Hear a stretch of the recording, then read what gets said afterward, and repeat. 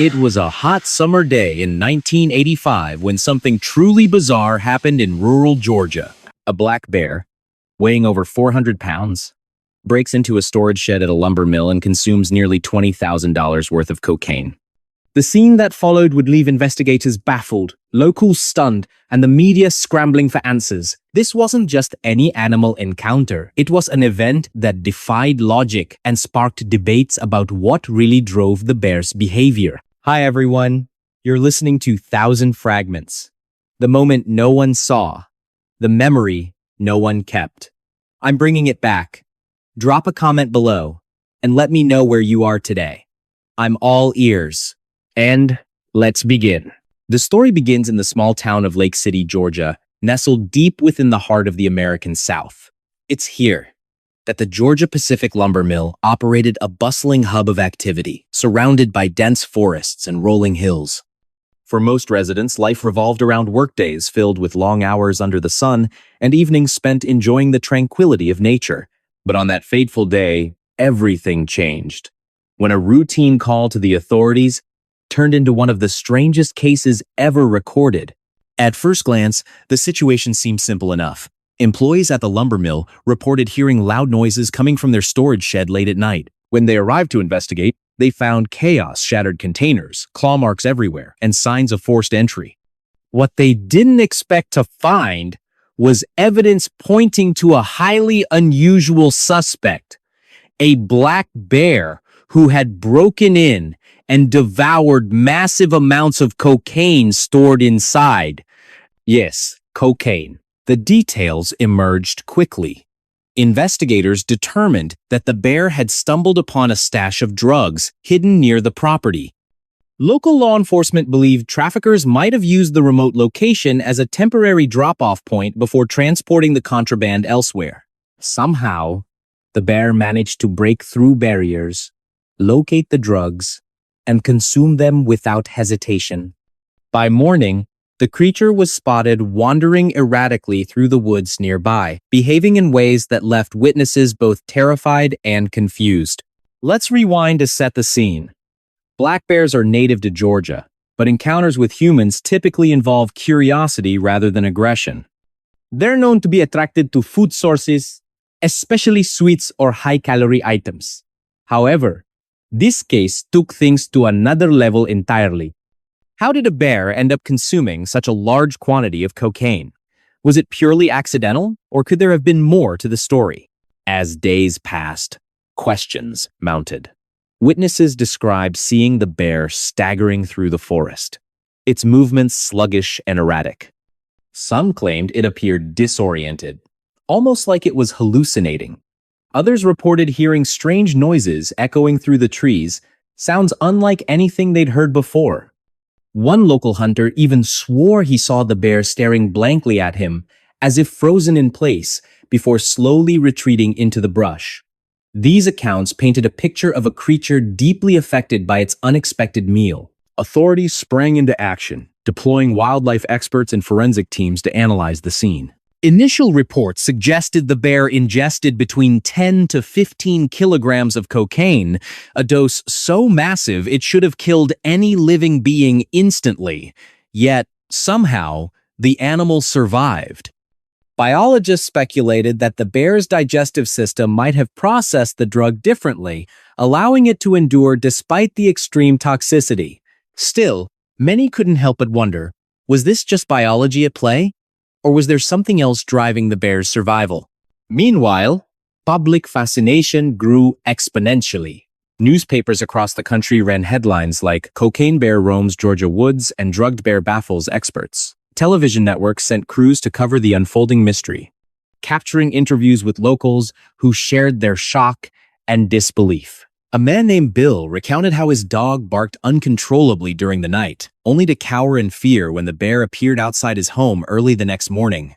"I've never seen anything like it," he said, his voice trembling slightly. "It was like the bear wasn't even aware we were there." Days turned into weeks as search efforts intensified.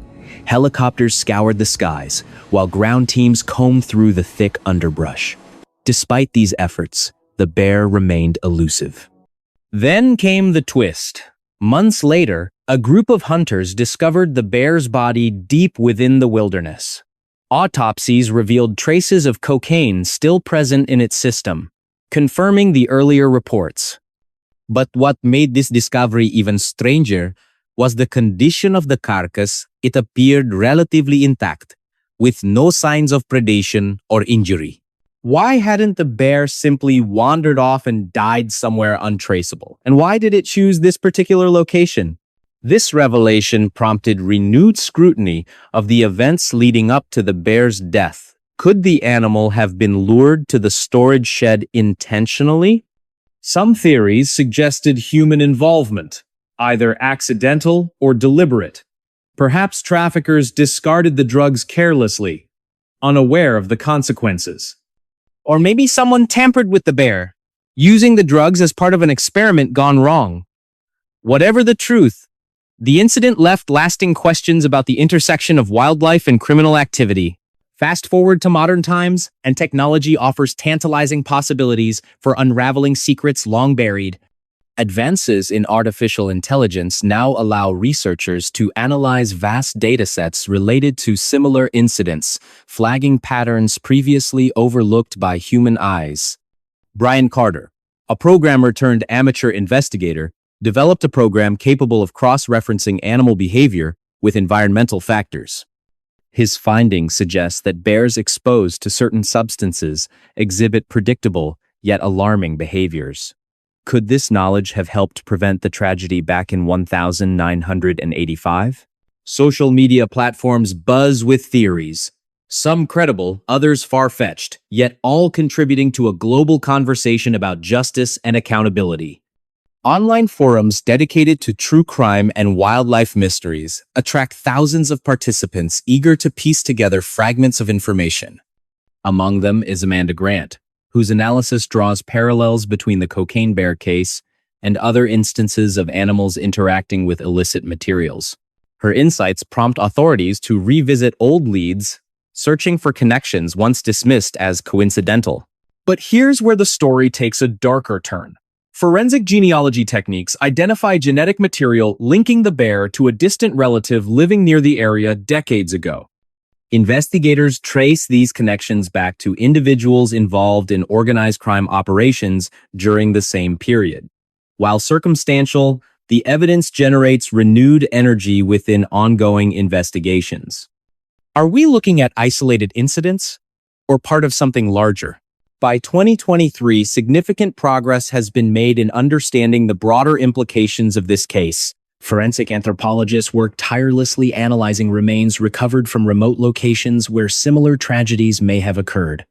Each discovery brings closure to grieving families, while simultaneously deepening society's collective unease about the extent of human impact on wildlife.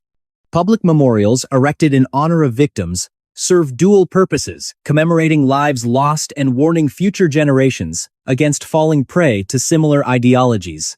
Throughout these developments, Emily Grant maintains a complex relationship with her subject matter. On one hand, she feels driven by professional curiosity and moral obligation to uncover truths buried beneath layers of myth and misinformation. On the other hand, she grapples with personal demons, triggered by immersing herself so deeply in darkness. How do you study something so monstrous without letting it consume you? She muses during a rare moment of reflection. Her efforts culminate in a comprehensive book published in late 2023 titled Times Beyond the Forest: Understanding Human-Wildlife Conflict ***. The manuscript combines historical research, contemporary analysis, and first-hand accounts to create the most complete picture of the era's challenges ever assembled.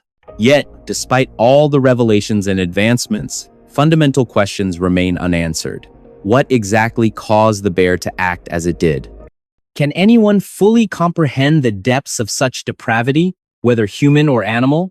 And perhaps most importantly, how do we prevent future generations from producing similar monsters? These queries weigh heavily over the conclusion of our narrative, reminding us that while much has been learned since the bear's demise, much remains mysterious. For every answer uncovered, new questions arise. As Mark Thompson puts it poignantly during a private meeting with colleagues, we may never fully understand what happened that day, but understanding ourselves better might help stop others from following in those footsteps. So as we close this chapter of exploration into one bear's descent into madness, let us also consider what lessons it holds for humanity moving forward.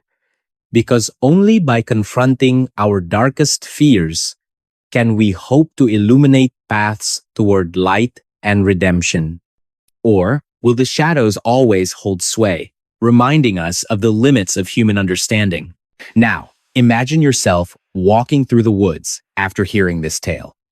Who knows what secrets lie beneath the surface?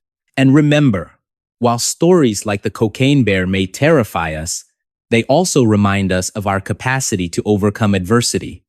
Because in the end, it isn't the darkness that defines us. It's how we choose to respond to it. And that was another story lost in time. But stay with me, because there's still more waiting in the shadows. What do you think happened to the bear? Let me know in the comments below. Your thoughts matter, and they shape the stories I share next. So go ahead, type it out, and hit send. I'll see you there.